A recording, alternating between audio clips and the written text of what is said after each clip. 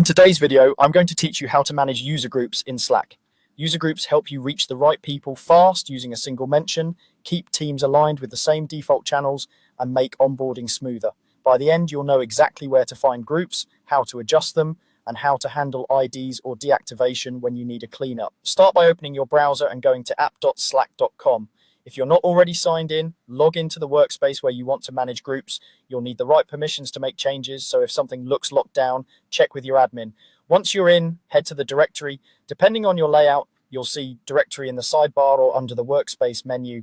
The directory is the central place for people and groups, which makes it the best starting point for user group management.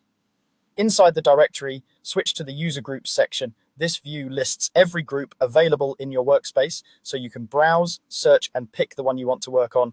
Before you dive in, turn on the option to exclude deactivated members. This filter hides anyone who no longer has an active account, which keeps your lists clean and prevents you from adding or retaining people who can't actually receive notifications. It's a small step that avoids confusion later. Now, choose the user group you want to manage, click the group to open its details page. This is your hub for membership, channel assignments, and the group's profile information. From here, you can edit members, channels, and group details. Add or remove members to keep the roster accurate. It's a great idea to review this after team changes. For channels, link the ones this group should default to.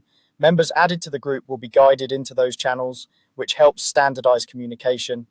In the group details, you can update the name, handle, and description. Keep the handle short and descriptive, so mentions are easy to type and recognize. If you need to work with automations or integrations, copy the group ID from the group's options. This ID is helpful for tools and scripts that target a specific group.